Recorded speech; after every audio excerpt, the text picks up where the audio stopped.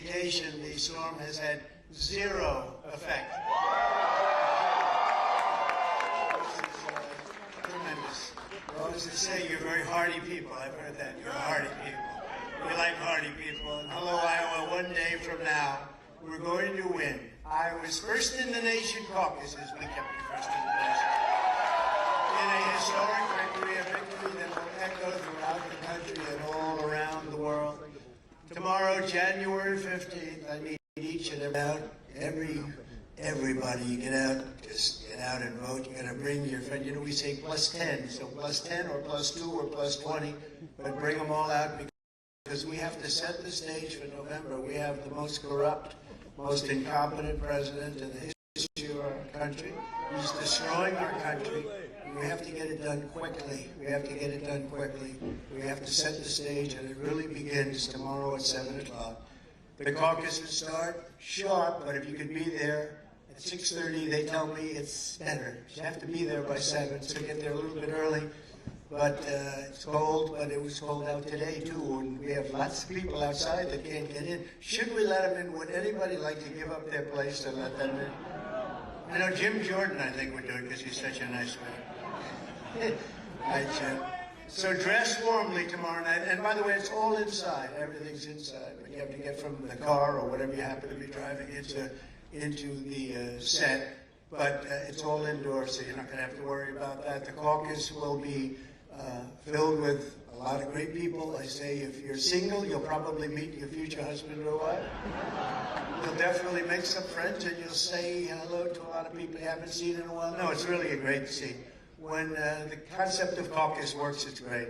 When it doesn't work, as the Democrats showed you last time, not too good, right? It's not too good. It's a mess. But by the way, they deserted Iowa. You know, they deserted you. They decided to go a different way, which is crazy. I was honored. Jim Jordan called me. It was very important that we stay. He's from a different place, and he felt just the history of Iowa, right? The history of Iowa was very important that it stay here. But nobody had to call me because I made the commitment, and we kept you first in the nation. As long as I have anything to say about it, and we have a good chance of saying it for 4 years. I have a lot to say about it. 4 years and beyond. You're going to be first in the nation. So brave the weather and go out and save America, because that's what you're doing. This is really about saving our country. Remember, your caucus location is often different from where you normally vote. So you can find all of the information you need at ia.donaldjtrump, whoever that may be, .com, okay? And with your vote, we're going to defeat crooked Joe Biden. We're going to take back our country. We're going to make America great again. Since 2016, you and I have been in this battle side by side and together, and we've been taking on the entire corrupt system in Washington like no one has ever done before. I had no idea it was this corrupt. It's really bad. It's bad. We got rid of Comey. I did a lot of things. This is a man right there that knows. We did a lot of things. Getting rid of Comey was a great thing. It was a wonderful thing. And lucky we did. We might not be standing here right now. They had some bad plans. But that didn't work out too well for them. And now, look at us. We're leading, by the way, we're leading in the polls by a lot, not just this poll. We're leading nationally. One just came out. We're at 71 to 9 and 11. You ever notice the fake news? They go, Haley is surging. She went from 8 to 11. I went from 66 to 71. And DeSantis went down 2. So she overtook him by 1 at 11. And the story is, Haley surges. I'm at 71. She's at 11. I went up more points than her. And the funny thing, you know, I don't have so many points to gain, right? I don't have the same vast wealth of points to gain. Headline, Haley surges. Trump's doing okay, too. From the beginning, they've been throwing everything at us, the never-ending scheme of, it's really just a system of high-energy steam. It's hoaxes, it's witch hunts, it's lies, and horrendous abuses of power. From Russia, Russia, Russia, you remember that? Yeah, please sit down. Hey, look, you know what? We have so much time today. There's no football game that anybody wants to watch. There's nothing. We got a lot of time today. Should we do the long version or the short version? Should we do the snake later? It's so appropriate. It's so appropriate, right, for what's happening to our country. But abuses of power from Russia, remember that con job? To Ukraine, to defund the police, to their 2020 election rigging scam like our country has never seen before. We did much better in 2020 than we did in 2016. It's pretty amazing. Got more votes than any sitting president in history. Think about it. We lost by a whisker, just by a little whisker. Those printing presses were moving that night. To their war, well, this is the biggest thing we have to worry about, and we have to fight, and we have to watch, and you have to stay there all night and watch, and nothing shipped in late at night. We got to watch. It's not going to be like with the COVID. It's not going to be like COVID was a bad thing in so many ways, but they used COVID to cheat. They cheat anyway, but they used COVID to really cheat because they had to go a long way to their war on free speech, right up until trying to jail their #1 political opponent, me. My parents never had this in mind for me. They're looking down, they're saying, my son's been indicted 4 times. They didn't know what the word indictment means, neither did I. What does indictment mean? I got indicted more than the late great gangster Alphonse Capone. Ever hear of Al Capone? Scarface. He killed people. If he went to dinner, even with like a guy like Dan Gable, you don't get tougher than Dan Gable. The guy, the greatest wrestler. And even Jim says, the greatest in the history of our country. But if he went to work and had dinner and didn't like Dan Gable, by the morning, Dan Gable was gone. Forget it. Al Capone. Al Capone was indicted 1 time, Billy. I've been indicted 4 times because I said the election was rigged. And I was right.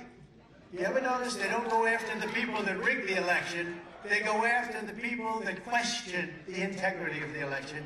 Nobody got indicted for spying on my campaign. Nobody got indicted for rigging the election just by looking into it. Now we're changing things around. These caucus, I've never seen spirit like we have. It's more, no, it is a big part of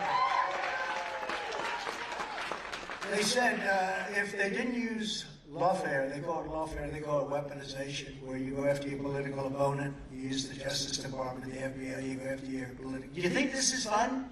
Actually, do you think it's fun? It's not fun, but we're getting our point across because we have a crooked country in so many different ways. It's so dishonest. We need borders, we need fair elections. Those are the 2 primary things. Everything else can straighten itself out. But we got to have strong borders, so we have to have fair and free elections, or we don't have a country. But these caucuses are your personal chance to score the ultimate victory over all of the liars, cheaters, thugs, perverts, frauds, crooks, freaks, creeps, and other quite nice people. That's a mouthful. That's a mouthful. But some of them are wonderful people, I'm sure. Remember that one? But some of them are nice. That was the one piece I should have left out of that first speech, right? But some of them are okay. The Washington swamp has done everything in its power to take away your voice, but tomorrow is your time to turn on them and to say and speak your mind and to vote. And we're going to take this country back. We're going to make it greater than ever before. Once you set foot in that caucus site, the entire world will be listening to you, and I believe that Iowa is going to speak loud and clear. You're first in the nation for a reason. It's important. You're first in the nation. Somebody a long time ago said, this is why we want you to be first in the nation. And maybe you're a little than other places, but you said something. There was something in their minds when they did it a long time ago. You know, when I think of your state, I think of 2 things. I think of farmers. And nobody took better care of the farmers than Trump. No president ever. And I think about politics. Very political state. And it's an honor to have kept you there. With your vote in these caucuses, you're going to send a message straight to crooked Joe Biden, his radical henchmen, his weaponized DOJ, and his protectors in the fake news media. Look at all of them back there. There's a lot of them. You know, it's funny, they hate me so much. But they all show up. I can't figure it out. A thing called ratings. You know, we did a town hall on Fox the other night, and I guess it ended up at 7.5 million. The debate had 2.5 million people. They had a debate, two people screaming at each other. They said, why didn't you do the debates? Now they say, it's good that you didn't do it, right? Billy Long, the great Billy Long. Will you stand up, Billy Long? Look at this guy.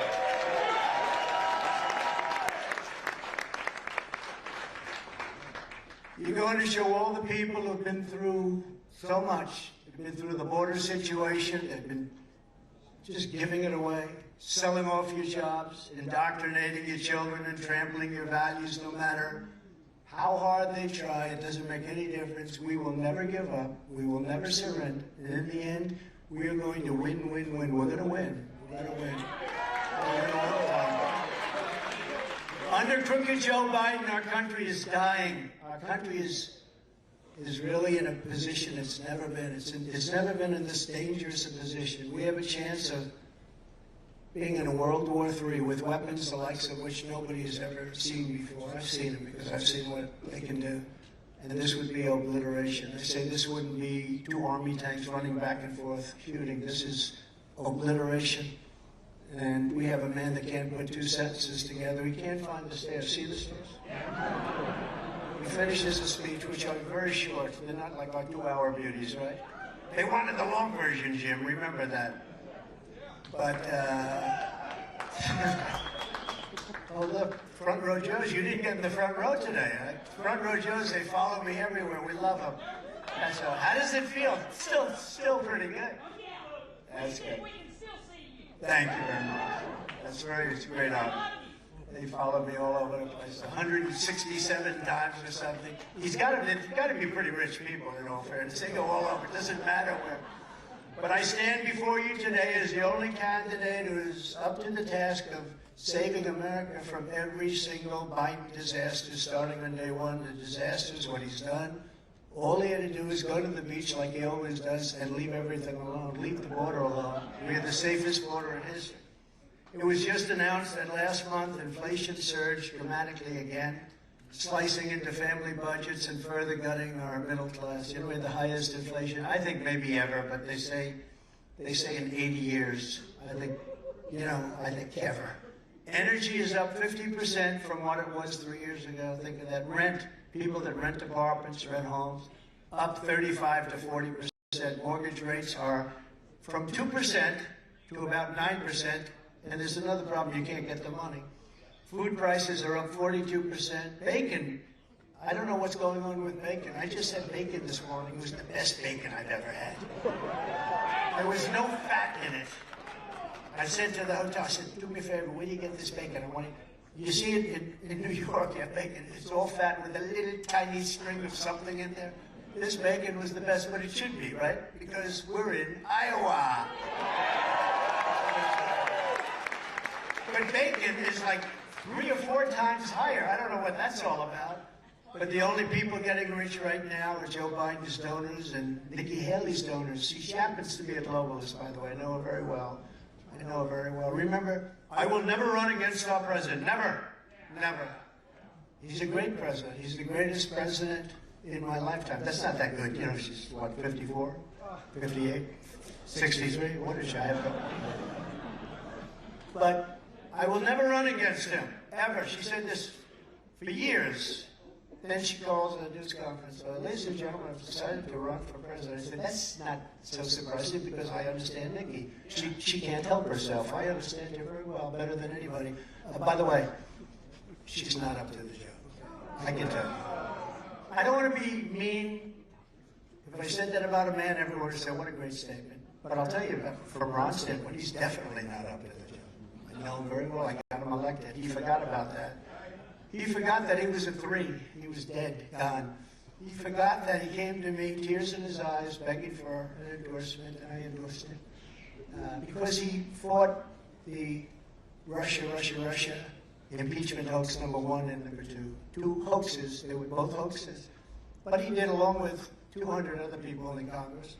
This man was the best of all. Jim Jordan was the best. I'd say he was about 7% of what Jim was, but Jim never asked me for anything. he doesn't need anything. I gave him automatic endorsements, but he's leading in his district by like 97%. Nobody even votes. He's one of the few people, he never even has somebody running against him. But, so I gave it to Ron. Ron was down by, impossible odds. The election was taking place very soon, I think 3 or 4 days. The nominating process was just about finished. A man named Adam Putnam, he was the Secretary of Agriculture, running for governor for 8 years. He was 8 years as the secretary. He raised $41 million. So he was at 42, and I think Ron was around 3. He was like a 30 or 40 point difference. And he came to me, and I didn't know Adam Putnam. And Adam Putnam never called me. So I wish he did, actually, because I probably would have endorsed him. He was fine. But he never called me. But Ron did. Ron came over to see me, and he begged me for the endorsement. I gave it to him. And it was like a weapon went off. I hate to use the term nuclear weapon, so I won't use that, okay? We're getting too close to that stuff. We don't want to bring up the term, but it's brought up all the time. But it was like a weapon went off, a rocket ship went up. And he ended up winning 3 or 4 days later in a landslide. It was a landslide. Adam Putnam is still saying, what happened? What happened? Because he was already measuring for carpets in the State House. He was getting ready to move in. Then we had to get Ron through, a very highly credible candidate at the time. He turned out to be a crackhead, unfortunately. As you remember, the Democrat, right? He was going to be, within the next 15 years, he was going to be a president of the United States. And Ron said, I don't think we can beat him. It was him and Stacey Abrams. They were the 2 hottest politicians in the Democrat Party. And Gillum, remember Gillum? And good-looking guy, everything was perfect. And I did 3 rallies. You've taken millions. Thank you. Thank you. Thank you. That's all right. Go home to mommy. Your mommy's working. Go home to mommy. Thank you very much. So young. So young.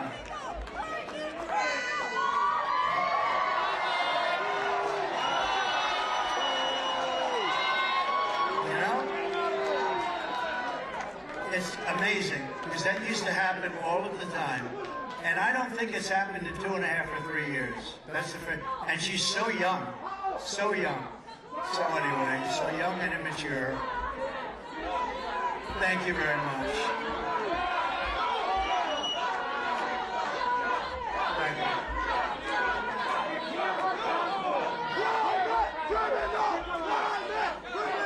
It always adds excitement.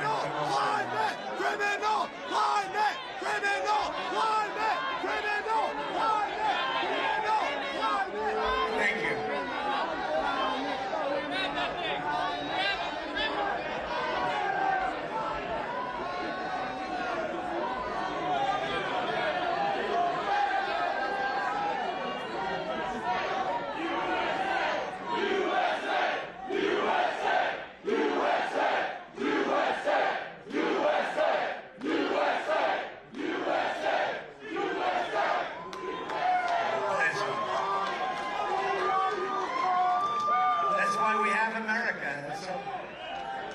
But they'll figure it out. You know, they're fighting oil.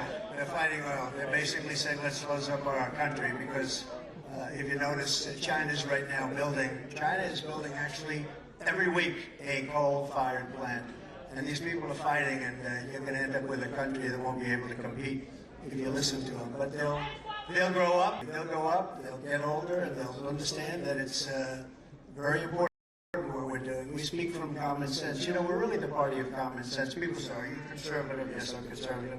We did a lot of conservative things, but we're really not liberal, conservative. We're the party of common sense. We want to have borders. We want to have elections. We want to have low taxes, a strong military. But anyway, so Ron, just to finish the story real quickly. But Ron, he went like a rocket ship, and then I did rallies for him, a couple of rallies, 2 or 3. We had tremendous rallies, incredible, in Florida. And he still felt he wasn't going to win. I said, I'm telling you, you're going to win. And he ended up winning by 2 points, very little. And the other guy turned out to be a disaster. Thank goodness he wasn't put in, but Ron won. And then 4 years later, they said to him, will you run against the president? And he said, I have no comment. He said, I have no comment. I got him in. I got him elected totally. He was down by like 40 points for the nomination, and he was going to definitely lose to their new star, who turned out not to be a star. And when I did that, I don't know, there's something about the lack of loyalty in politics. Now, Nikki also, but to a much lesser extent. I mean, she has at least the right. She got there. I gave her the position, but I gave it to her much more so because I wanted Henry McMaster, who's the lieutenant governor, to be the governor of South Carolina. And he's been a great governor, right, Billy? Great governor. And Henry's done a great job. And Nikki did a good job. She was okay, but she's not right to be president. I know it very well. The wrong thought process, the wrong policy. And honestly, she's not tough enough. She's not tough enough. These are tough people. We're dealing with the toughest people in the world. We're dealing with people that are on their game at a level that you've never seen. President Xi of China, Putin. Putin would have never gone into Ukraine if I were president. If that election wasn't rigged, he would have never, ever, not even a chance. And it was the apple of his eye. And you could take a look at North Korea.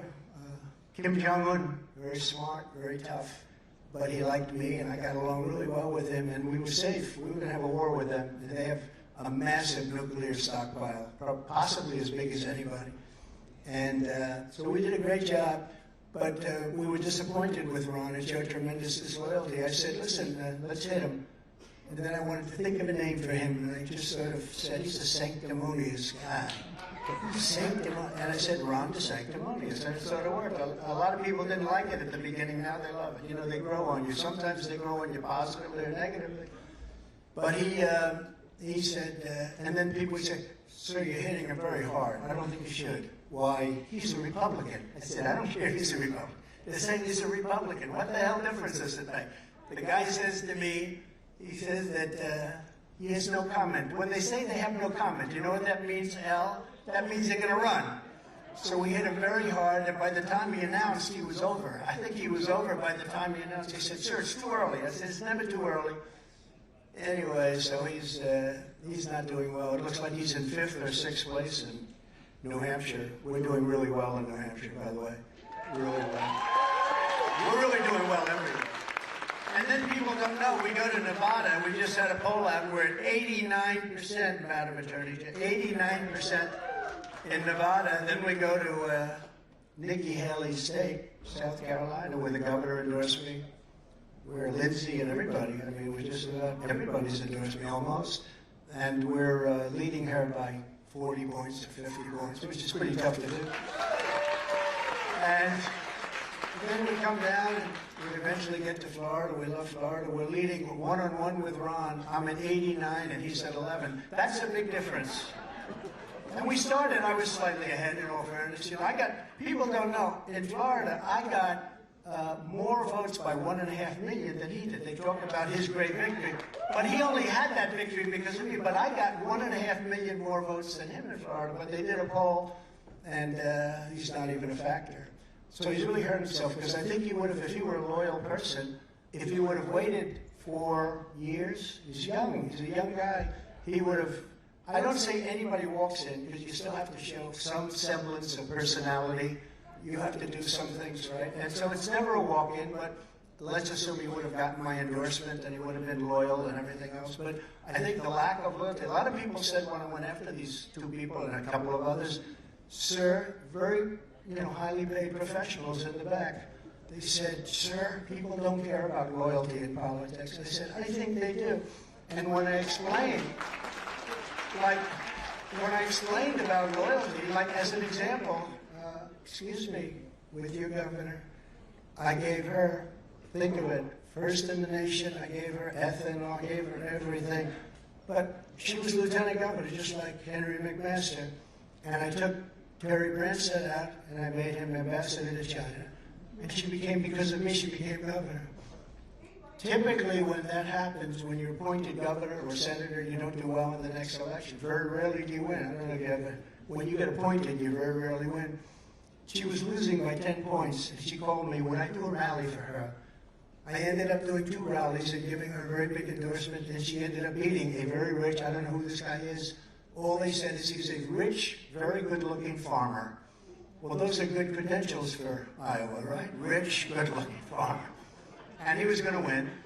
And I came and I said, but then she gave her everything. Really good. And I figured, you know, again, I don't do quid pro quo. But when I came and I announced, I said, by the way, are you going to be endorsing me? Sir, I'd rather remain neutral. I said, wow, you're going to remain neutral? Wait a minute, I gave you the position. Not that one thing has to do with the other, but I gave you that. Yes, sir, I'd rather remain neutral because I have to protect first in the nation. But I gave, then she said, well, you have to understand, I'm the governor, and I want to be able to travel with each and every candidate that's running against you, and you too, sir, and I want to campaign with you. I said, you mean you campaign with other candidates? Yes, sir. I said, I don't want to ever see you in my campaign again. That was it. That was it. So I don't blame her for then picking somebody, because we wouldn't let her go to any rallies or anything. But here's the thing I'm most proud of. She went from the most popular governor in the United States in 2 weeks to the least popular governor. She's the least popular governor in the United States. But I just thought it was very disloyal. You know, I mean, I just don't understand it. I don't understand it. And that happens in politics. What? What is? Oh. Thank you very much.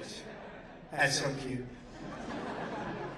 Nikki and Crooked Joe are both backed by warmongers and left-wing globalists, Wall Street, millionaires and billionaires who crave to destroy the MAGA movement. People are not happy with MAGA because MAGA's taking over. MAGA's, you know, when you hear the fake news when they say, well, MAGA represents 44% of the Republican. No, MAGA represents 95% of the Republican Party. Whenever you hear this stuff, and it's an amazing thing. When Joe Biden gets up and he's so angry, we're going to fight MAGA.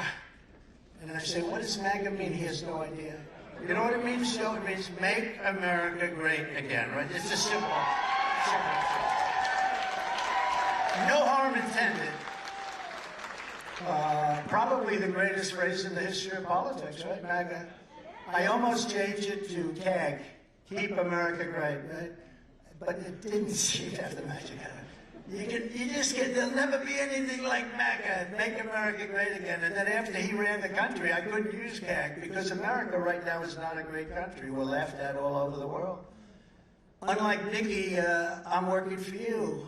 And, you know, I'm working for you, and she's working for a lot of other people, people that don't necessarily love our country so much. You're going to find out a lot about her in the next short period of time, but she's starting to fade as people find out, and she's got some really bad money behind her. She's got Democrats financing her in New Hampshire.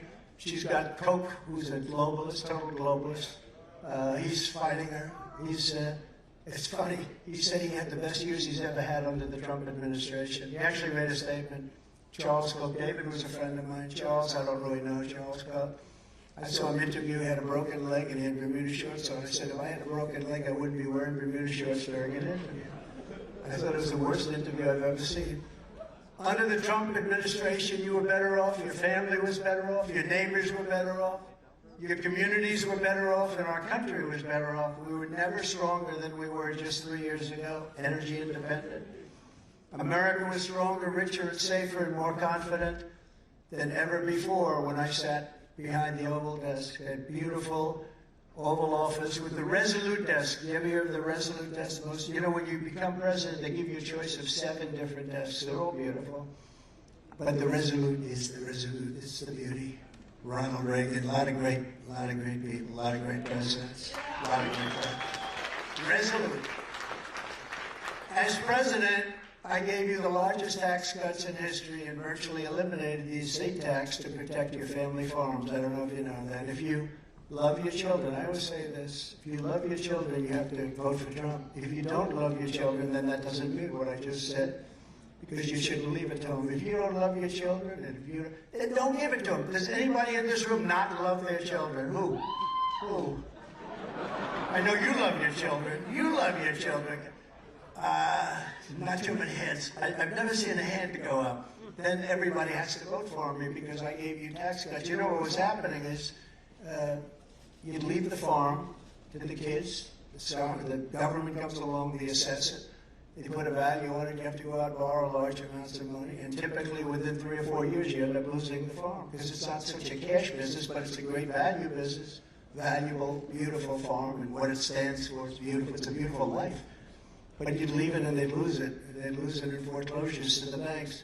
And we took that out. You no longer have state tax to pay on your farms and small businesses. So I think it's great. I think it's great.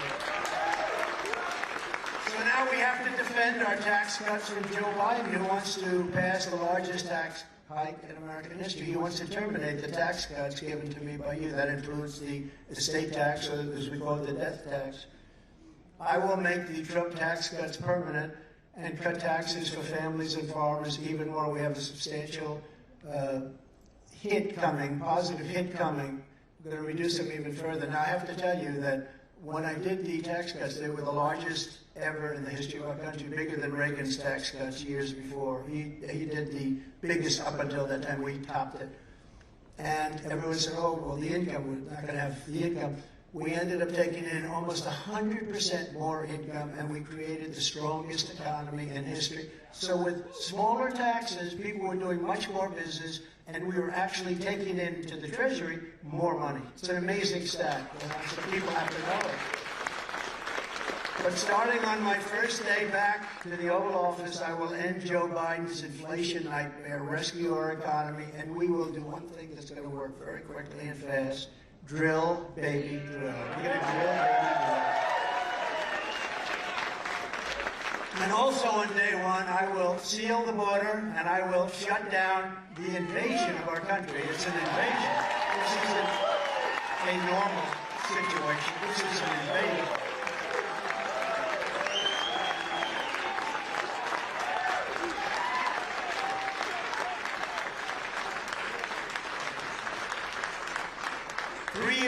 We had the most secure border in U.S. history by far. We built 561 miles of border wall. You know, if there's a little piece, there's a nail from a wall that was there 75 years ago, a little bit of a nail left from the rust. Or if there's a 2x4 that's rotted out, laying on the ground someplace, they say, that's not a border wall, that's a renovation. No, it's not a renovation. It was, you'd see little areas where you'd have some dead wood rotting on the ground for 40 years. We built over 500 miles, much more than I said I was going to do. And then we had an additional 200 miles that we were getting ready to put up. We could have done it in 3 weeks. He could have done it. And they decided not to do it. And it was a terrible thing because our border is a mess. But they actually wanted open borders. That was the amazing thing. But we got Mexico to give us 28,000 soldiers free of charge. You know, when we talk about, I said Mexico for the wall, this is much more expensive. There was no legal mechanism that Mexico could give us money to build a wall for us. But there was a legal precedent for them giving us soldiers. And I went to the president and I said, you're going to have to give us a lot of soldiers. Why?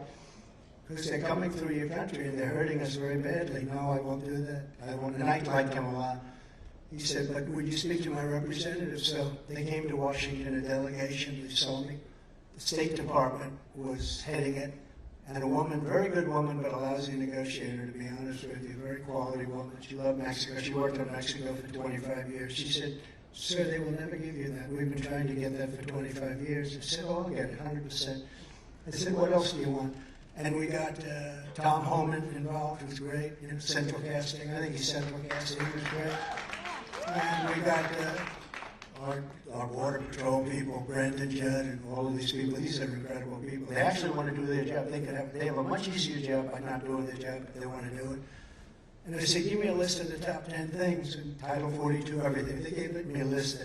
One of the things is remain in Mexico. You have to remain in Mexico. You can't come into our country. So I had a list of 10 things.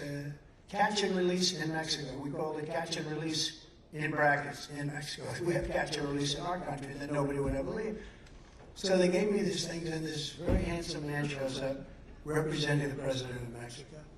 And he said, the chief, top guy, and he said, sir, you've asked for some things that of course are ridiculous. Of course, yes, you'll give them to us. 100% you'll give them to us. No, we will not.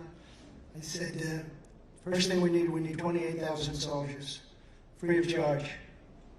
No. He goes, why would we do that? 1,000?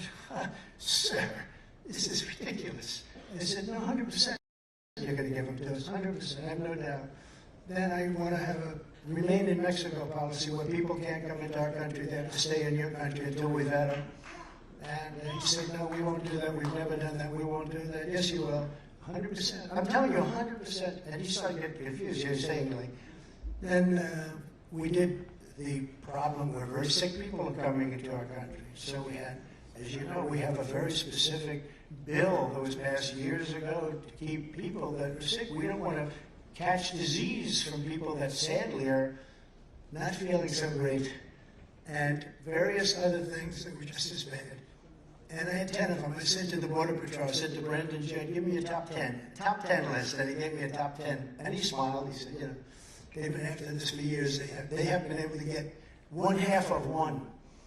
So, because, you know, every country out negotiates us, because we have stupid people running our country for the most part.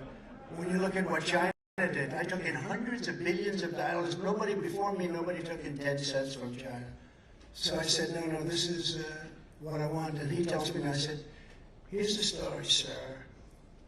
I'm signing before me a bill, and if you don't have this approved before the end of this meeting, where we get 28,000 soldiers free of charge, and all of the other things stay in Mexico. We called it Remain in Mexico. Isn't that a nice title, Remain in Mexico? It sounds simple, but it's very complex for them, not for us. It said, then I'm going to sign this, and this says that we are going to put on Mexico a 25% tax or tariff on every car. You know, they stole 32% of our car industry. I don't know if you know that, Jim. 32% of our car industry has been taken out of the United States. It's made in Mexico. They wouldn't believe they go miles long, bigger factories than what we have. They stole it over the years. Not with me, they stopped it. I was going to put a charge. If they make a car in Mexico, sell it in the United States, I was going to put a 30% tariff on it. And they decided not to build those particular factories. But nobody else does that stuff. So I said, here's the story. You're going to either do it or I'm going to put a 25% tax on every cent to the United States or Mexico. And that'll be far more money than the money that we're talking. And he said, sir, may I make a phone call, please? You know the sign of a choker? It's when they start grabbing their neck. Because they can't breathe. Dan Gable never choked. He doesn't know what I'm talking about because he didn't choke. That guy was a winner. He's only like 150, I think 150-1. I don't know. I think he had COVID for the one or something. I don't know what the hell. But the greatest guy, even Jim Jordan was an All-American, 3-time All, he said, nope, Dan was the greatest of them all. Do you still say that? That's pretty good, Dan. I mean, it's not chopped liver here, right? But anyway, so I said, all right, come on, you have 5 minutes, just call up the president. And he walks back, sir, on behalf of the president of Mexico, it would be my great honor to give you 28,000 soldiers here, give you Remain in Mexico, give you catch and release in Mexico. And the guys go like, oh. And we got it all. And we had the safest border in the history of our country. And it was pretty amazing, and it was pretty easy. Under Biden, the USA has become a dumping ground to the world. And speaking of Mexico, you know, Biden's people went to see them 2 days ago. Mexico said, we want $5 billion just to talk. They said, what? They want $5 billion. They said, we'll consider it. These are the worst, these are the worst people. And it's not even like that. They're stupid people, okay? They're stupid. They're stupid. In New York City last week, American school children were kicked out of class so that the school could be turned into a migrant camp.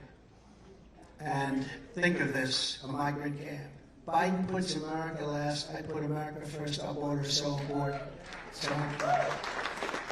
now, I do something, I mean, we don't have a lot to do, okay? But what are we going to have a lot to do tomorrow? And you have a lot to do today to talk to your friends, right? Tomorrow's the big day, but we have a little time. Does anybody want to hear the snake? You want it? Because I think it's so appropriate. Jim Jordan's never heard this before, I don't think. But it's so appropriate, and it has to do with people coming into your country. It has to do with who they are. You know what you're getting. We know what we're getting. We're getting terrorists. We're getting jailbirds. We're getting guys that were major drug lords coming into our country, staying here. And they're not going to be school teachers. They're not going to be innocent people. They're going to cause tremendous harm and death. And so this is called The Snake. And this was an old rock and roll song, but, you know, mended somewhat. To be honest, probably every word is mended almost by me. But I think it's very instructive, and I think it's very important, actually.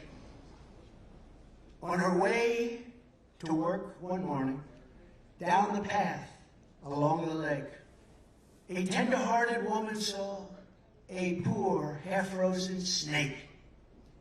His pretty colored skin had been all frosted with the dew. Poor thing, she cried, I'll take you in, and I'll take care of you. Take me in, O tender woman. Take me in for heaven's sake. Take me in, O tender woman, sighed the vicious snake. She wrapped him up all cozy in a comforter of silk and laid him by her fireside with some honey and some milk. She hurried home from work that night, and soon as she arrived, she found the pretty snake she'd taken in had been revived. Take me in, O tender woman, take me in for heaven's sake. Take me in, O tender woman, cried the vicious snake. She clutched him to her bosom. You're so beautiful, she cried. But if I hadn't brought you in by now, you truly would have died. She stroked his pretty skin again and kissed and held him tight. But instead of saying, thank you, ma'am, the snake gave her a vicious bite. Take me in, O tender woman. Take me in, for heaven's sake. Take me in, O tender woman, sighed the vicious snake. I saved you, cried the woman, and you've bitten me, but why? You know your bite is poisonous, and now I'm going to die. Shut up, silly woman, said the reptile with a grin. And well, I was a snake before you took me in. The snake, that's our border. We're taking in people from prisons. We're taking in people from mental institutions. We're taking in murderers and drug lords. We're taking in people that are very, very sick with diseases that will be spread all over our nation. We're doing the wrong thing for our country. It's going to be very hard to recover from that, but we're going to start on day one with deportation. Okay?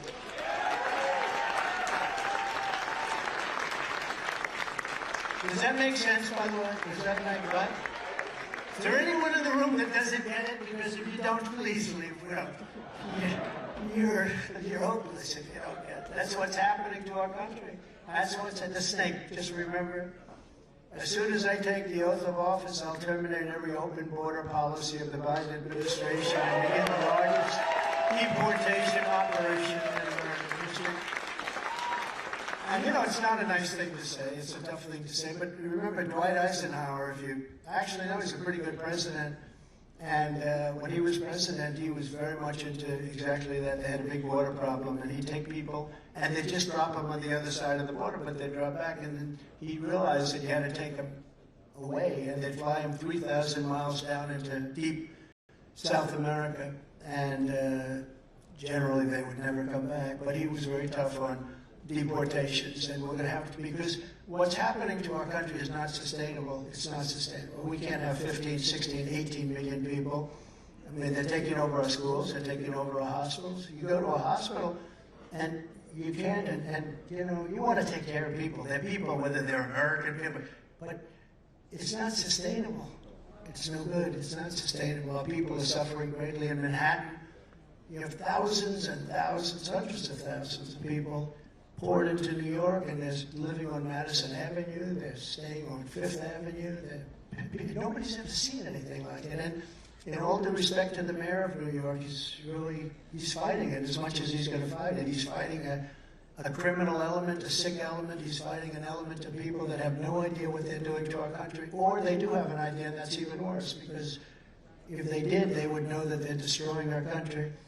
Ron DeSanctimonious and Nikki Haley will never secure our border, and they'll never come close to it. It's only words. DeSanctis, that's the abbreviation.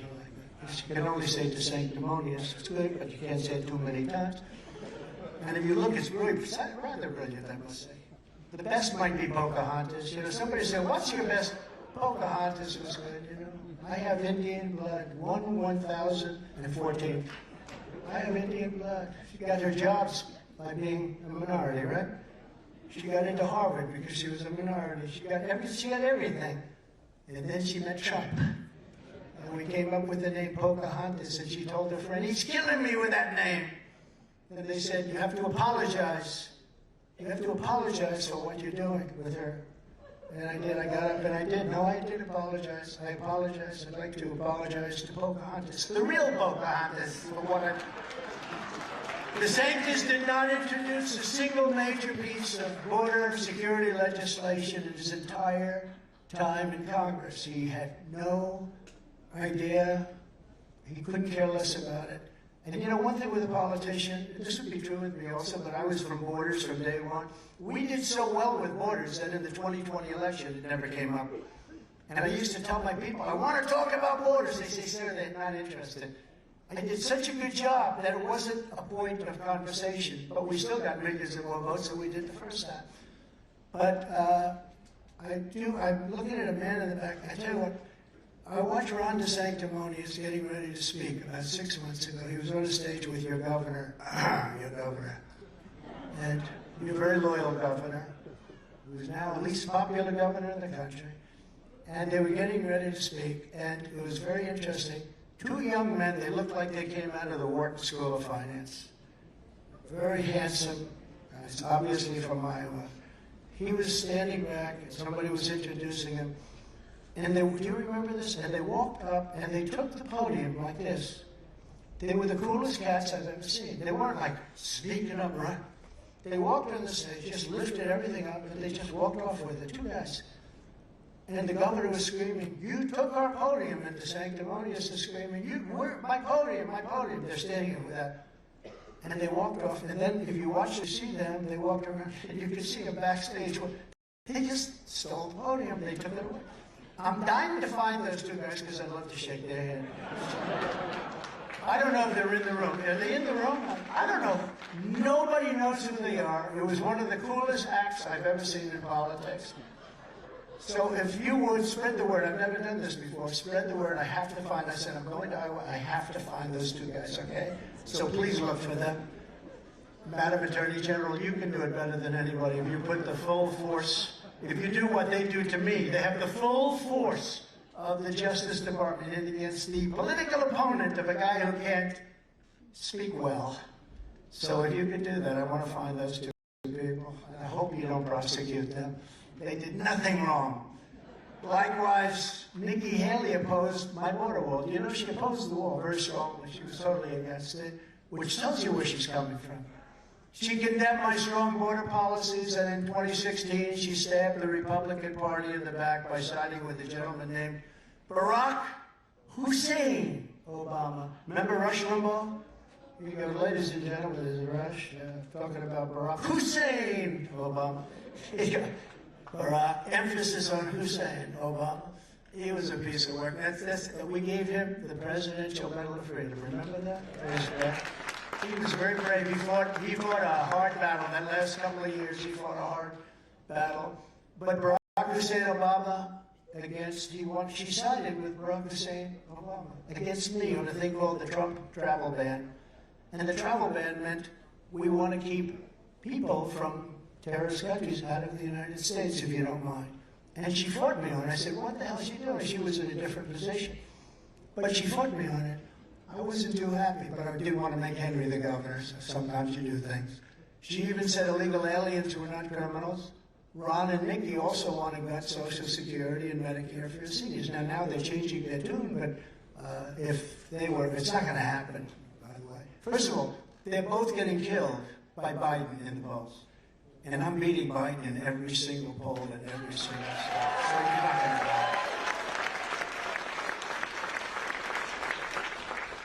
know. Nikki had one rigged poll a long time ago, like 3 months ago. One poll that showed she was up by like 11 or 12 points. It was a rigged poll. I know the polling group very much. The best poll you can buy. And because they're just as dishonest as these people back here. They're pretty dishonest. So what happens, she uses that to her fairly well, but she loses every time. She loses in every state.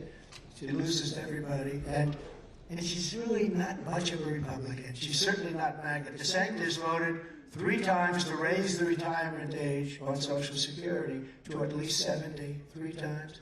And Nikki Haley says the retirement age of 65 is, quote, her words, way too low. You don't hear that from Trump. Because we have so much money underfoot. We have liquid gold more than Saudi Arabia, more than Russia. We were number 3 or 4 when I first started, 3 or 4 in oil production. And by the time I got out, you have to see this graph, Saudi Arabia, Russia, sort of going a little bit up, and then we're down here, and we're like a rocket, you know, it's like, shh. And we were way number 1, and we were energy independent, but we would have been energy dominant within a few months. We would have been making so much money, we would have started paying off our debt, we would have reduced taxes still further. And that's where we can do so much. And we can also do a lot of cutting. We can also do, is that Nigel Farage, by the way? Oh, you stand up, will you? I'm just looking at this handsome guy. He's been a backer of mine from day one. They call Brexit very non-controversial. And you've been right, they haven't implemented too well, but you've been right. No, we're big fans. Thank you, Nigel. Really an honor to have you here. Great. You look great. I love these suits. You know, they know how to dress over there. We don't know how to dress like they do. Thank you. Great honor, man. Nikki Haley even supported Paul Ryan's 2011 plan to destroy Medicare, and the very same plan that led Democrat television ads showing Republicans wheeling Granny off the cliff. Remember the Paul Ryan, Granny off the cliff? Well, DeSantis loves Paul Ryan. Paul Ryan really hurt Fox, although they did very well the other night with their wonderful town hall. Thank you very much. But he's a big Paul Ryan fan. Paul Ryan was a disaster this week. You know, when Nancy Pelosi was there, she had subpoenas stacked up on both sides of her desk. And any congressman could walk in and just take one. With Paul Ryan, he had no subpoenas. Congressmen had to go in and beg them. Say, Paul, we need it. It's so bad. No. Come back and see me in 2 weeks. Come back. He would never. I don't think he issued one subpoena in all the time. And with crazy Nancy, she's crazy. And by the way, I offered her 10,000 troops for January 6th, and I did that 3 or 4 days in advance. And now they've terminated, they've destroyed all of the evidence in that J6 committee of thugs and bad people. But we offered her 10,000. If she would have used 500, you wouldn't have had. Because that was a very tiny fraction of the, could be 1 million. It was the biggest crowd I ever spoke before. A tiny fraction, you wouldn't have had a problem at all, but she turned it down. And she is the reason that you had that problem. She turned it down, and the mayor turned it down, and the mayor turned it down and died. She said, no, we're not going to do that. And she said she didn't like the look. I said, look, if they don't want to do it. And she's in charge of security, by the way. I'm not. The president is not. The Speaker of the House is in charge of the Capitol of security, which a lot of people don't know because you don't get the facts. And peacefully and patriotically was not even mentioned. You know, whenever they talk about my speech, they leave the words peacefully, and it was called peacefully and patriotically. But Paul Ryan was a disaster, a total disaster. Real rhinos. I call him a super rhino. And unlike Ron and Nikki, we will always protect Medicare and Social Security for our great seniors. We're not going to hurt our seniors. We're not going to do it. We have so many other things we can do. Nikki Haley also supported a 23% national sales tax. So you go out and buy something, and how is that on the middle class? And how about lower income people? The whole thing is ridiculous, and she fought it really hard. She wanted it and fought for it really hard. In short, radical left Democrats would chew her up and eat her alive. And what they're doing now is they're supporting her in New Hampshire. and Coke is supporting her, who's just nothing but a super rhino globalist version. Ask yourselves, who does the radical left and the Washington swamp fear more? Nikki Haley, Ron DeSanctimonious, or President Donald J. Trump? I can tell you right now. I didn't even used to answer their phone calls. When Coke would call up, I said, forget it, because I thought he was so bad for our country. The corrupt establishment knows that if you put me back in the White House, their reign is over. It will be over. And America will be a free nation once we're here. Joe Biden and his henchmen are so desperate to stop us that they're weaponizing law enforcement for high-level election interference. They've never done this before. We've never done it. It's done. It's done a lot in third world countries, banana republics. They've never done this. Joe Biden is a threat to democracy, big threat to democracy, for two reasons. Number one, he's incompetent. And number two, he's surrounded by people that aren't incompetent. They're actually very dangerous, and they're very smart, and they have energy, and they can figure out how to walk off the stage, you know. But he's a threat to democracy for many reasons. This is only happening because we're leading big in the polls. You know, if I wasn't running, or if I was in fourth place, or fifth place, or seventh place, you've noticed a lot of people have dropped out. Sloppy Chris Christie just dropped out. And if we weren't doing so well with the general public, I mean, honestly, our polls here are great, but our national polls are even much more substantial.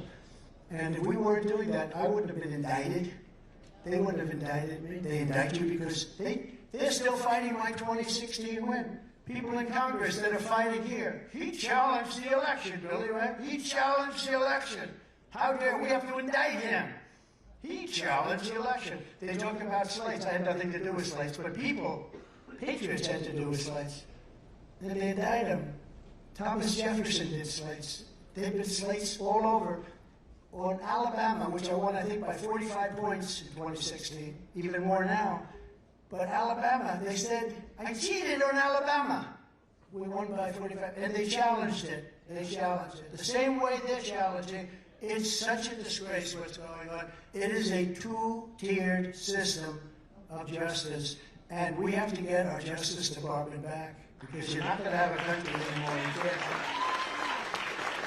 At least I have a voice. When they indict me, I can explain what the indictment is, like the boxes hoax. I have presidential records. I have an authorized bill from 1978 or so that allows me to do exactly what I did. The New York Times did a story. Please, please, please, Mr. President, please, may we have those papers. And then they said that's the only thing they have the right to ask. Now, Biden has about 15 or 20 times more, and he has it from when he was a senator and a vice president. He doesn't come under the Presidential Records Act. He doesn't have that protection. And watch what happens. They'll say he was okay, and he made it totally impossible to get. He's got papers under his Corvette in the garage, right? You know, sitting under the wet floor of the Corvette. He thinks the Corvette's the greatest thing. Let's find out what country gave him that Corvette. Because he takes a lot of different things. But you look at that hoax, you know, it's very interesting when it was announced, because they came after me. And then it was announced that, ladies and gentlemen, it's just been announced that President Biden has got thousands of classified documents. You believe this? And some people was, I was watching that fake news CNN, they're right there. Look, the camera just went off, the light just went off, the red light, I'll put it back on. So, I'm watching fake, and the announcer, the person, fake tapper, I think it was, said, oh no, he did it again, meaning me. Because if he's got him, they're not going to do anything about it. But if I've got him, they want to, you know, they want to bring back the death penalty, bring back the electric chair out of retirement. But the new, and it's true, if I weren't leading, or if I weren't a factor, or if I wasn't in the race, none of this would be happening. I'd probably be having a nice time right now. But I'm having a better time being with the people of Iowa. I actually, believe it or not, I enjoy it. I enjoy it. There's got to be something a little wrong there, because I enjoy it.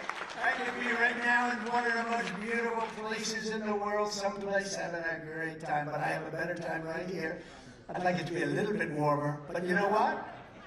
I'll tell you, you get around pretty well, because we didn't know, would anybody show up today? They have people that can't get in. And I think that's going to happen tomorrow night. Hopefully, more importantly, Jim, tomorrow night that's going to happen. But in the new YouGov poll, it's called YouGov, very respected. It's Trump at 69, just came out 2 minutes ago. DeSantis at 14, and Haley at 12.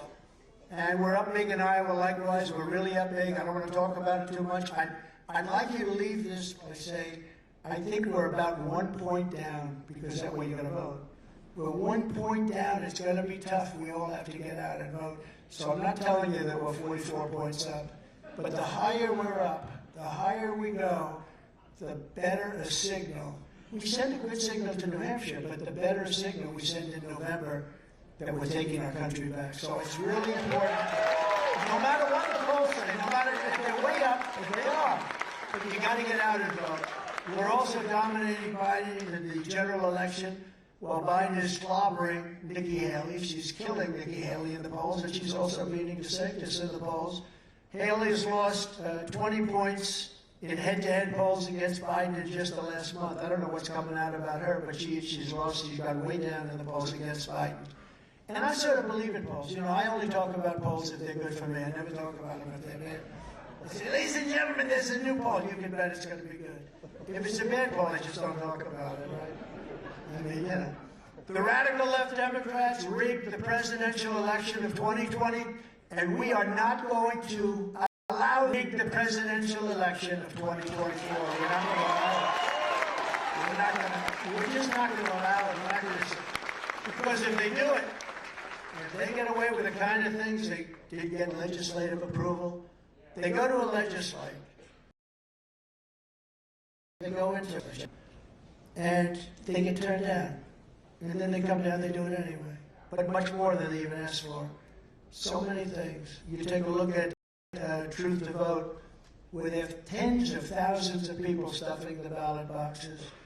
You take a look at the 51 intelligence agents saying the laptop from hell was Russia disinformation. They say that made a 10-point spread if the people would have known the truth about the laptop from hell. It's amazing. They cheat in any way they can. If the Biden DOJ gets away with this interference, then it won't stop with me. The weaponization of law enforcement against Republicans is never going to end. Remember, the advantage of it I have is that when they indict me, I can explain to people, because I have a big audience, and I can explain. But if I'm a congressman or even a senator, and I get a subpoena to go to a grand jury, you're dead. Politically, you're dead. You can't explain it. I can sit here in front of these big audiences with all those crazy cameras back there, and I can explain it, and people can make up their mind. And they made up their mind like 85% that it's a witch hunt hoax. It's just a continuation of Russia, Russia, Russia. And that includes local DAs, and that includes attorney generals, because they're all, you saw the Fannie Willis. You saw that, Tim? Her boyfriend, she gave him $1 million to go get Trump, right?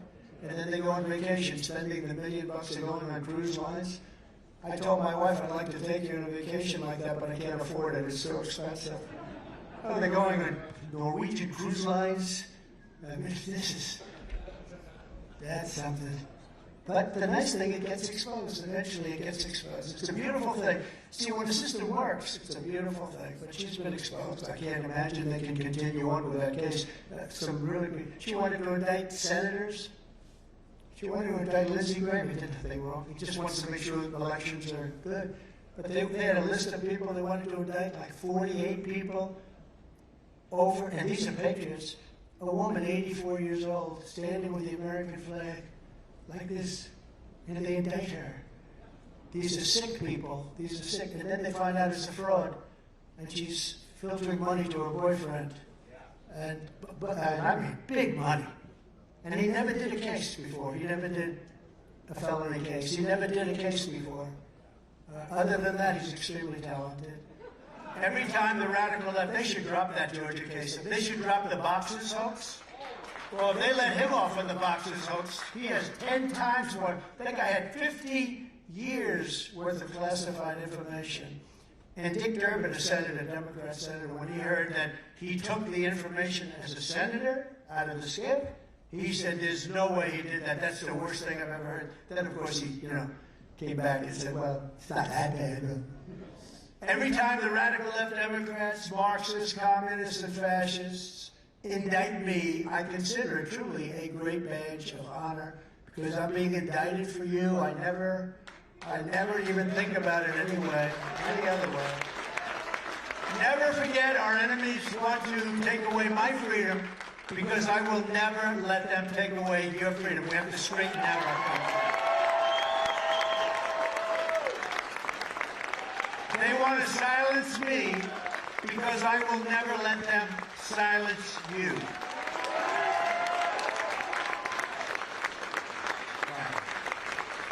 And in the end, they're not after me, they're after you, and I just happen to be standing in their way. Thank you very much. Here I am. So we're thrilled to be joined today by an incredible group of patriots, including a very special guest who some of you know, and I was very impressed with him. He ran in the primary. I thought he was just outstanding, and he's got an incredible record. Really, as a businessman, made a tremendous amount of money. Very, very respected in the world of business. He then ran for governor of North Dakota, and he won. Got an incredible wife, incredible. And I'd like to ask them both up here, Governor Burgum, Mrs. Burgum of North Dakota. Come on up, please. Donald Trump claims to speak for my generation. But he is sold out by oil and gas billionaires. Our homes are burning. Our homes are flooding. Well, thank you, President Trump. It's so amazing to be here with all of you. So grateful to be with everybody in Iowa. And for Catherine and I, it's always a special time to be down in Iowa because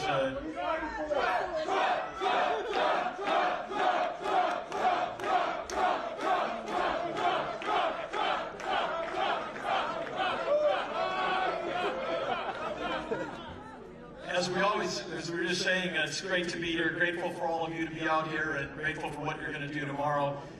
But Catherine and I especially love coming down to Iowa, especially on a day like today, because we come down here to warm up. But 4 years ago, I was speaking on behalf of President Trump at the Iowa caucuses at Sioux City. And today, I'm here to do something that none of the other presidential primary candidates have done. And that's endorse Donald J. Trump for the President of the United States of America.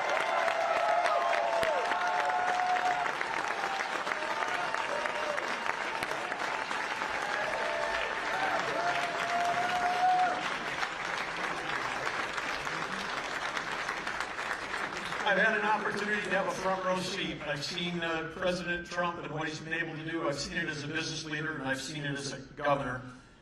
I've seen the difference that President Trump can make. Because remember, when I first took office, President Obama was still president. And trying to work with his administration was a disaster. Then President Trump took office, and everything changed. States like Iowa, states like North Dakota, heartland states, we were respected. We had a friend and a partner in the White House who understood us and who wanted to see our state succeed versus being regulated out of business. Now, I've had a chance as governor to see what the world is like under Joe Biden. And America needs an 180-degree change in the direction of where Joe Biden has taken us. Joe Biden's been wrong on the economy, he's wrong on energy, and he's wrong on national security. Biden's policies are empowering our enemies, and they hurt America. Biden's inflation has raised the cost of food that you put on your table. It's raised the cost of gas you put in your car. That's what happens when we put someone in the White House like Joe Biden, unlike President Trump, but we put someone in the White House who's never created a job in the private sector. What a contrast to President Trump. President Trump protected our borders. He cut red tape like no president has ever done before. He passed the largest tax cuts in the history of America, and he supercharged our economy. And not only that, you know how he did that? He not only delivered, as the one president delivered energy independence, and as someone who leads an energy state, I know what that means. When he's in the White House, he'll deliver.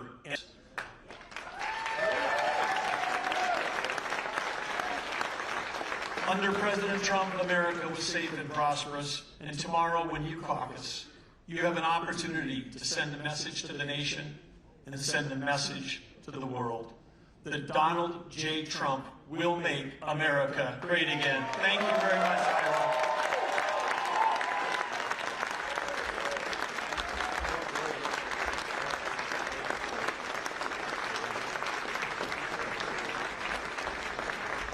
Wow, thank you. That was an honor.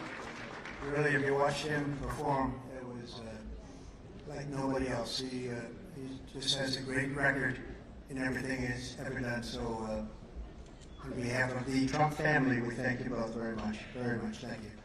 Also with us, Iowa Attorney General Brenna Bird, who's a courageous warrior. Thank you, Brenna. Incredible. And you're the most popular politician right now in Iowa. Although I'd say Big Matt. Matt, stand up. Big Matt is right there, too. Matt Whitaker, former Attorney General. State Representative Brooke Bowden. Brooke, thank you. Great job, Brooke. Thank you very much. And State Senators Julian Garrett. Julian. Thank you, Julian. One of the earliest endorsers from 2016 and even 2015. Sherilyn Westrick. Sherilyn. Thank you. And the earliest endorser in the whole country, the Marlboro Man. These guys are the Marlboro Man telling me, I don't know if you're allowed to do that anymore with your secrets. I guess you can't. But he is the Marlboro. To me, he'll always be. He was the first person in the whole country that endorsed me and said, who is that guy named Brad Zahn from Iowa? He keeps endorsing me, and I haven't even announced I was running. So he endorsed me long before I ran. He said, that guy from New York should be president. And he's a great guy and an incredible person. He loves your state and he loves our country. Brad Zahn. Yeah, Brad.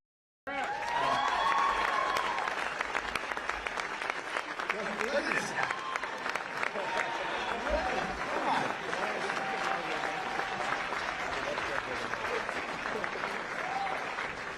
Well, I'm proud to say I'm the first person to endorse the best president of my lifetime, the 47th President of the United States, Donald J.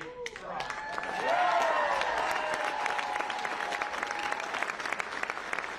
He's got that look. He's got that look. Thank you very much. Great guy.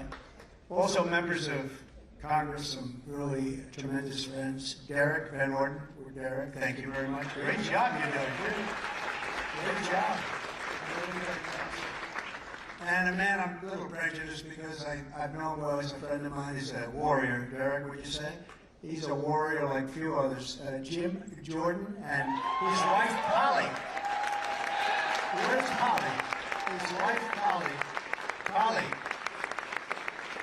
And by the way, Polly, you did produce, with all of his wrestling, you did produce an all-American wrestler. One of your children, at least one, but they're good wrestlers. We're not going to wrestle any of them, but he's an all-American, so congratulations on that. That's incredible. That's incredible. And former congressman and another great friend of mine, this guy is the greatest auctioneer that I've ever heard. I've heard some pretty good ones, right? You feel like doing something, Billy? Come on up here, Billy, real fast. Come on. Come on. This guy is, and he's a great guy. Billy Long, everybody. He would take over a room. Where do you hear this? Don't get nervous, Billy. See, most people say, oh, no. He says, yes, I didn't know this yesterday. Take it up. All right, now we're going to auction an American flag to be flown over the United States Capitol. And just give me your information when you're done. Well, surely you've got some kind of campaign deal. They can write the check to you, don't you? All right, hey, who $1,000? Yeah, who get $500 for 5, 6, 7, 7, you put about 7, 7, 8, 8, you put about 8, 9, and 9, 9, 9.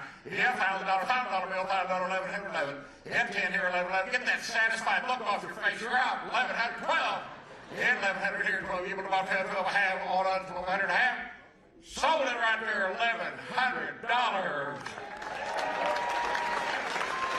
If you want to see something fun, really long auction Stanley Cup.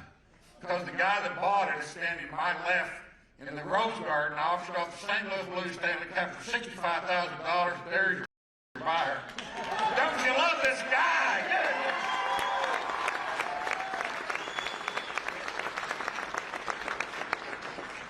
It's pretty good, isn't it? It doesn't get better. It's the top guy. And thank you very much. Boy, no nerves either, Billy, huh? No, most people would say, no, I'd rather not do that. He said, yeah, I'll do it. I didn't think he was going to do that. But it's really fantastic. And another man who's a friend of mine, he's another one I'm not going to mess around with. He's Knox County, Tennessee. You know, Glenn Jacobs. Goes by the name of Kane. Kane. Where is Kane? Look at the size of this guy. Man, oh man. He's all man. He's all man. Good. How many years have you been doing that? You've been Kane, one of the great characters, and how many? So, how tall are you? You're 6'1", 6'8", and weigh what when you wrestle? About 3. Well, that's not bad. I'm not that far away either. That's not good. You just ruined my day. 300. All I know is, I guess there's a little acting involved, but when I see these guys, some of them like The Undertaker, right? And I see him, and he walks around the ring lifting a 300-pound guy over his shoulders like this. It may be acting, but there aren't too many, and then he throws them into the seats. It's pretty great. And he's done a fantastic job as mayor of Tennessee. And I don't know, I have thoughts that maybe you're going to run for governor of Tennessee sometime, because you have done a great job and you're very popular. Thank you very much. Good to have you. Thanks. Great to have you. You look great. Also, a woman who's really talented, and she's been amazing. She just loves the campaign and loves the country, and she's brought her whole staff with her. She's a very important person politically, but she's actually free press in the true sense. She's free press, and she's really become a friend of a lot of great patriots in this country. Laura Loomer. Stand up, please, Laura. Great job, you did. Great job. You want to try and have her on your side, right? Much better. She's fantastic. Thank you, Laura, and your whole staff. We appreciate you coming. One of the greatest wrestlers of all time. I said before, he really is. I've known his name for a long time. I watched him. And there was nobody like him in the history of this country. There was nobody like him. And beyond, Dan Gable. He's a legend from Iowa, but he's just a great person. And we awarded him the Medal of Freedom, along with his wife. We awarded Dan the Presidential Medal of Freedom, which is the highest award you can get. That's the civilian version of the Medal of Honor. The Medal of Honor is much tougher because, they're usually gone or in very bad shape when they get the Medal of Honor. The Medal of Freedom is the civilian version, and it was a great honor to do it, and especially since your wife Kathy, who's a truly great patriot of this country. I mean, I know all about Kathy, and she loves this country, and she hates seeing what's happening to it. And in particular, because Kathy was with you, so I appreciate it. Kathy, please stand up, please. Thank you. This is a far more, I mean, when you think about it, what we've done, look at these, everyone's talking about, the weather is going to be so tough. It's far more than a campaign. This is not a campaign. It's the greatest political movement in the history of our country. This is not a normal situation, Jim. This is not when people have, like DeSantis had a speech today where 9 people showed up. And he blamed the weather. Well, the weather's very tough. Together we ended the NAFTA disaster, the worst trade deal ever made. We replaced it with the brand new USMCA, the best trade deal ever made by our country. I took on communist China like no administration in history, bringing in hundreds of billions of dollars, pouring right into our treasury. When no other president brought in 10 cents, they never got 10 cents. They never even asked China. It's such an unfair thing that's happened with China. They take that money and they use it to rebuild their military and to build a military, the equal of ours, they say. I mean, some people say that. It's very sad, but we'll end that very soon. One of the things we're going to do on one of my platforms that people don't pick up as much as they should, though, but we're going to build an iron dome over our country because we want to protect ourselves. We're giving other countries, we give iron domes to other countries, but It'll all be made in the USA. They work. In the old days, Ronald Reagan wanted that too, but they didn't work at that time, so it was sort of a pipe dream a little bit. But maybe he was ahead of his time. We're going to do an Iron Dome because you need it now. You have too many people with too many bad weapons, and they work really well. You can ask Israel, you can ask other countries. It's amazing, but we supply them to other countries. We don't supply them for ourselves. We're going to make it here. It's going to be all paid for in the United States, and it's going to be the best of them all. We have technology that's so incredible and so advanced, and we advanced it very much in my 4 years, but then they've done nothing with it. We're going to build an Iron Dome. It's a very big deal for me. Then I gave the farmers, out of all the money that was raised from China, $28 billion straight out of the tariffs that I took, and it's a large part of it came to the state of Iowa. And I told the farmers at the time, go out and buy more land, because I knew I was going to make a great deal with China, because we have all the leverage if you know what you're doing.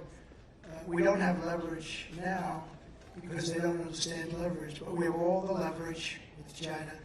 And I told our farmers to go out and buy more land and larger tractors. Do you remember? And I was right, because you've never done so well. And anything left over, like you see the fumes, it's the fumes of the Trump administration. That's the only thing that's keeping this Biden thing a little bit alive, because their numbers are no good except for the stock market. They have terrible inflation numbers still. But the stock market, that's the fumes of what we did, and the fact that I'm leading every poll. If I weren't leading every poll, the stock market would crash.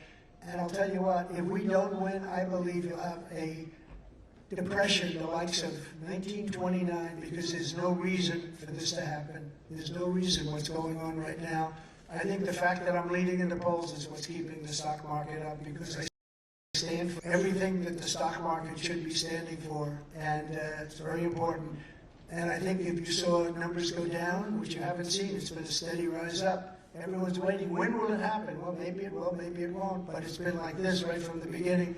But that's what's keeping the stock market up, in my opinion. A lot of people are saying that I stood up for Iowa ethanol and issued a historic rule declaring that E15 would be made available all year round.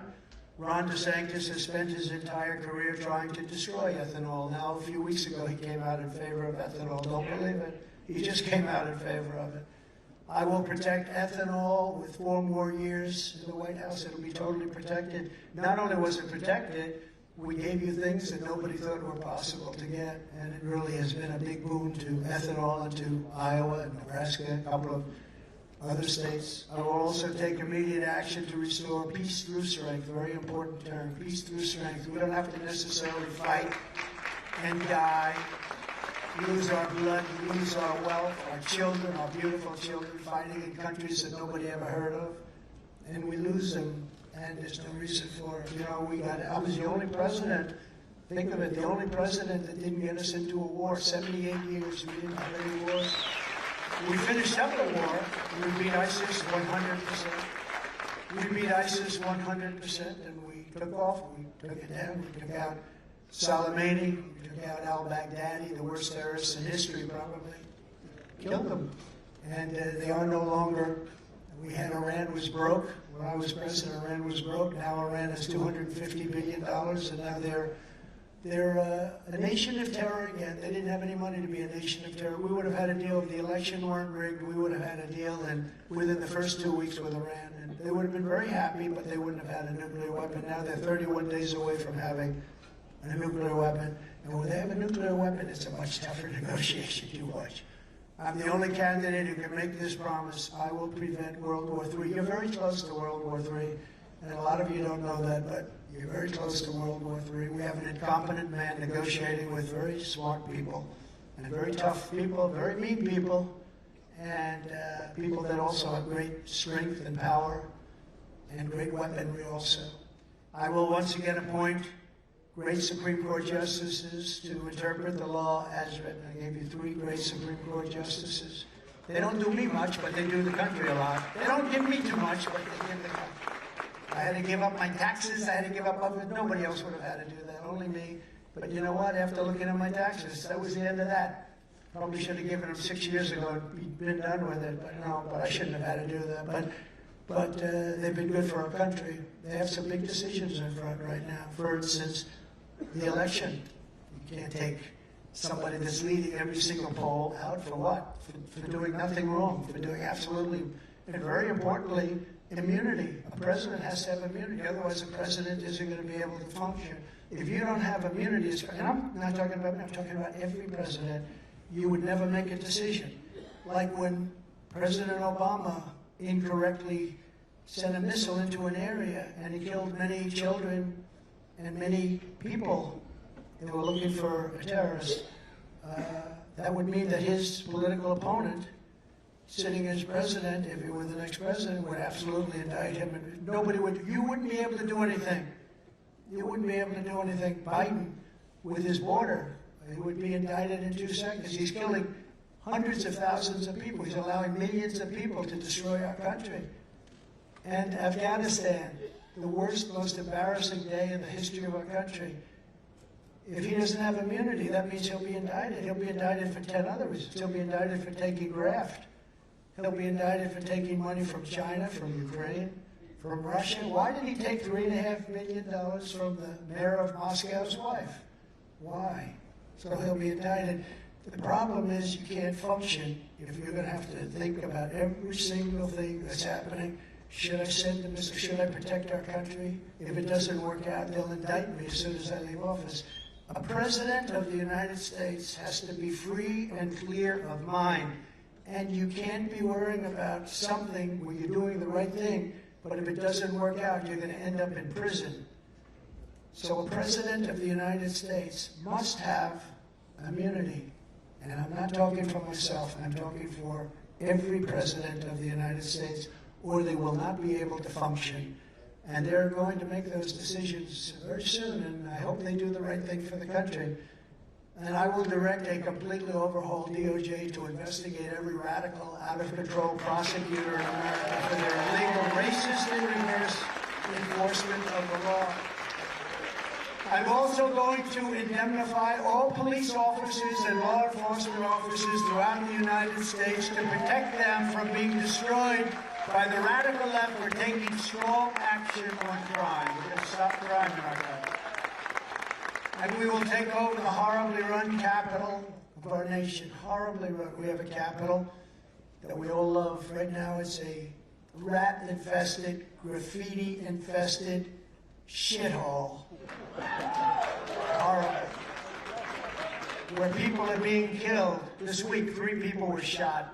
People are being killed just for walking into a park, which is now littered with tents and homeless. We have to find places for them, but you cannot do that to our capital. And we're going to take it away from the mayor. And again, that doesn't make me popular there, but I have to say it. We have to run our capital incredibly. We have to take the graffiti off those magnificent statuary marble columns all over the city where they have swastikas printed on them, where they have the names of people, where they have hearts and people are in love and they write a heart.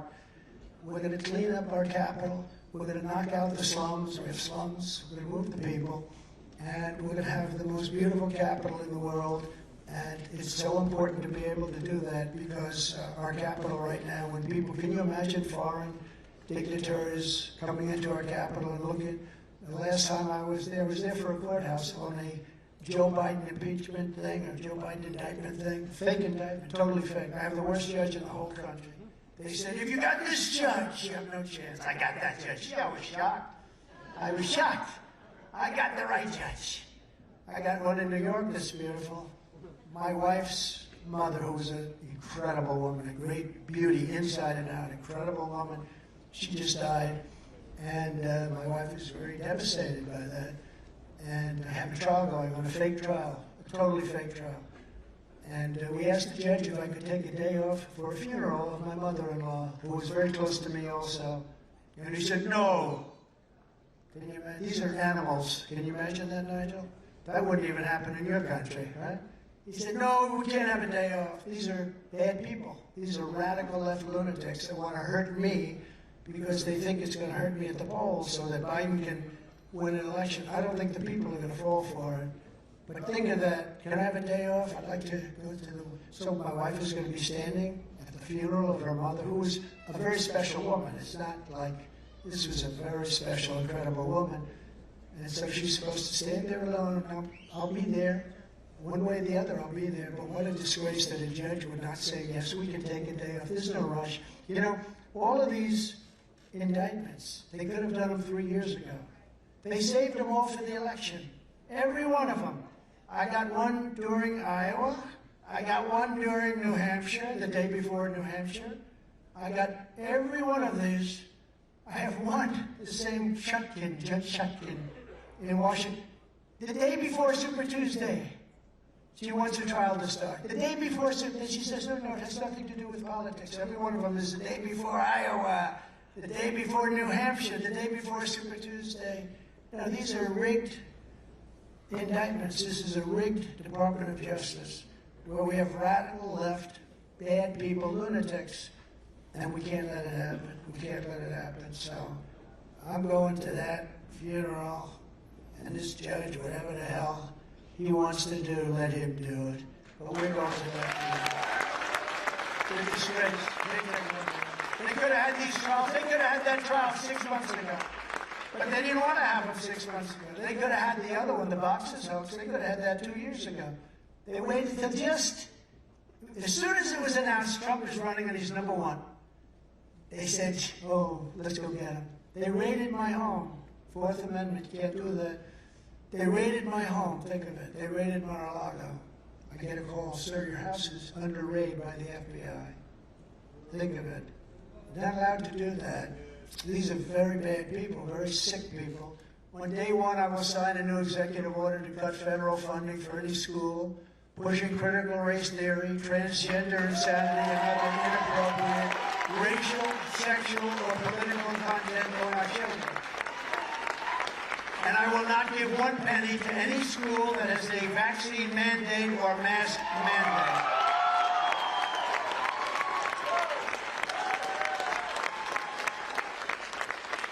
And I can't believe that I have to say it, but I do, because it's such a big thing now. It's not believable that it's a big thing. Can you imagine saying it 10 years ago? Nobody would know what you're talking about. I will keep men out of women's sports. Men out of women's. I mean, I can ask Dan Gable, Dan, in your prime, do you think there was a woman that could out-wrestle you? I don't know.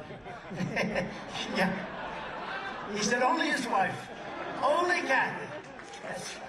That's a perfect answer, actually. And I will fully uphold the Second Amendment, which is under siege. Which is under siege. As I did for 4 years, it's under siege. We will protect innocent life, and we will restore free speech, and I will secure our elections. We will go to paper ballots. We will have one-day voting, and we will have a thing called voter ID. They don't want voter ID. Why would you not want voter ID? Only one reason, because you want to cheat. Why would you, you have ID for everything, right? You go to the grocery store, you have ID. No matter what you do, you have ID, except for voting, which is the most important thing. No voter ID. When you went to the Democrat National Convention, they had like a board, like a billboard from outside with a chain, and it had pictures from all angles. They had everything. That was for the Democrat National Convention to get in. They had a thing that was terrible. The women were complaining it was so big you couldn't see their dress, okay? They spent all the time with their beautiful dress. And instead you're looking at voter ID. But now we want voter ID, but they don't want voter ID because they can't cheat with voter ID. It's much harder. They'll find a way, but, it makes it much harder. You have to make it as hard as possible because that's the only way they can win. That's the only way they can win. They can't win on policy. They can't win on open borders. They can't win on raising your taxes. They can't win on woke education and a woke military. We have a great military, by the way. When we took out ISIS, they did it so great. Raising Cain, General Raising Cain. You know this. I said, what's your name? He said, Cain, sir. What's your first name? Raisin. He said, what? Raisin, sir. They call me Raisin. I said, your name is Raising Cain? Yes, sir. I love you, General. You're the general I've been looking for, and he was great. He wiped them out so fast. He said, I'll get it done in 4 weeks, sir. But we wiped out ISIS very quickly. We have a great military, but you have to have the right people, not the people you see on television, not the person that's laying right now in a hospital room that was missing for 5 days. And he's running the war with Yemen on his laptop, like a child, you know? My young son used his laptops to have little war games, right? Like all of the kids. He's running it, but they didn't even know where he was. What happened to him? But until then, Republicans have to win. If you took the 10 worst presidents in the history of the United States and added them up, they would not have done near the destruction, damage to our country as Joe Biden and the Biden administration have done. There's nobody has done damage like this. I always say Jimmy Carter's the happiest man alive right now, and it's good because he's somewhat elderly, right? Somewhat. My wife went to the funeral of Rosalind 2 months ago. It was a beautiful funeral. But Jimmy Carter's a happy man right now because people are considering, compared to Biden, his presidency to be a brilliant presidency. Right, Nigel? It's a brilliant. Jimmy Carter, by comparison, has a brilliant presidency, so he's happy. So if you want to save America from crooked Joe Biden, you must go caucus tomorrow. The first step. The first step. We got to do it. We got to do it big. You got to get out. You can't sit home. If you're sick as a dog, you say, darling, I better make it. Even if you vote and then pass away, it's worth it. If you're sick, if you're just so sick you can't, darling, I don't think, get up. Get up. You get up, you vote. Yes, darling. Ultimately, we know who calls the shots, right? Right, Polly? So you be safe and all, you're going to be safe. And again, all indoors, it's going to be all indoors, but you got to get up, you got to vote. Because it has nothing to do with anything but taking our nation back, and that's the biggest thing there is. So arrive no later than 6:30, and as I said earlier, the details are ia.donaldjtrump.com. So in conclusion, we're having a good time though, huh? I got Billy Long up here, so from Fort Dodge to Cedar Rapids, from Sioux City to Waterloo, and from Davenport to Des Moines to right here in Indianola, we stand on the shoulders of generations of Iowa patriots who tamed the wilderness, braved the elements, tilled the soil, worked the fields, built the factories, and poured out their sweat, blood, tears to make this country the greatest nation in the history of the world. That's what happened. But now we are a nation in decline. We are a failing nation. A nation that has lost its confidence, its willpower, and its strength. We are a nation that has lost its way. But we are not going to allow this horror to continue. 3 years ago, we were a great nation, and we will soon be a great again. It was hard-working patriots like you who built this country, and it is hard-working patriots like you who are going to save our country. We will fight for America like no one has ever fought before. 2024 is our final battle. With you at my side, we will demolish the deep state. We will expel the warmongers, get them out of our government. We will drive out the globalists. We will cast out the communists, Marxists, the fascists. We will throw off the sick political class that truly hates our country.